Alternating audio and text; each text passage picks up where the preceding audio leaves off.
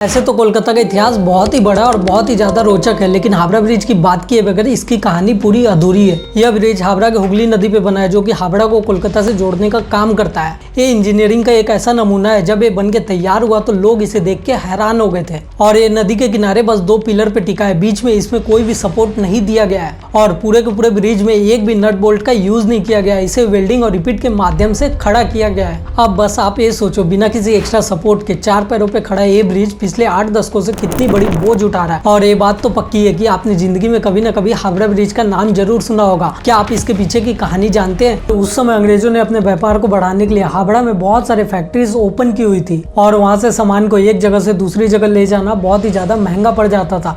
जहाजों में बहुत ज्यादा पैसे खर्च हो जाते थे और उससे भी बड़ी बात, इसमें बहुत ज्यादा समय लग जाता था। और बरसात में हुगली में जल का स्तर बढ़ जाने के कारण वहाँ पे व्यापार को बंद करना पड़ता था। उसके बाद बाढ़ में बहुत सारा कच्चा माल खराब हो जाता था और बहुत सारी जहाज बहुत बार तो नदी में पलट जाती थी। और ये समस्या ना अंग्रेजों के लिए भारी थी, बल्कि वहाँ की आम जनता पे भी बहुत ज्यादा कहर ढाती थी। और कोलकाता से हावड़ा आने जाने में बहुत ही ज्यादा परेशानी होती थी।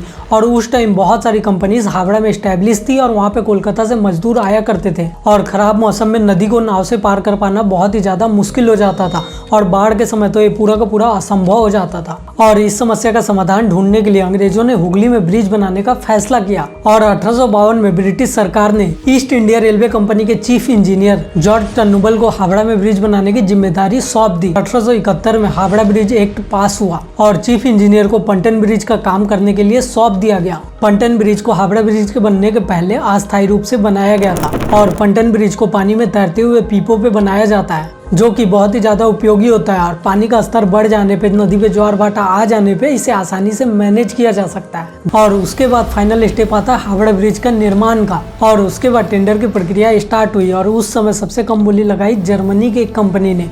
लेकिन उस टाइम में ब्रिटिश और जर्मनी के रिश्ते बहुत ही ज्यादा खराब थे, जिसके कारण दुश्मन को काम नहीं दिया जा सकता था। और यही रीजन था कि इस प्रोजेक्ट को एक British company Cleveland bridge and engineering को सौंप दिया गया। और उसके बाद 1935 में हावड़ा ब्रिज एक्ट में संशोधन करने के बाद 1936 में इसके काम को स्टार्ट किया गया और 4 सालों तक रात दिन हजारों मजदूरों के काम करने के बाद ये ब्रिज 1842 में बनकर तैयार हुआ था। और उस समय इस ब्रिज की लागत 5 करोड़ रुपए की थी। और इस ब्रिज की खासियत ये थी कि उस टाइम इसे बिना किसी नट बोल्ट की मदद से बनाया गया था। ये बस 2 पिलर पे खड़ा था और बीच में इसको सपोर्ट के लिए कुछ भी नहीं दिया गया था। और ये डिजाइन अंग्रेजों ने इसलिए बनाया था क्योंकि उस टाइम में हुगली नदी अंग्रेजों के व्यापार का सबसे मेन रास्ता था और उस समय हर रोज वहां से बहुत सारी जहाज गुजरती थी। और उस समय इस रास्ते को गेटवे ऑफ कोलकाता भी कहा जाता था। और इसमें पिलर ना होने के कारण जहाज आराम से इसके बीच से गुजर जाया करते थे।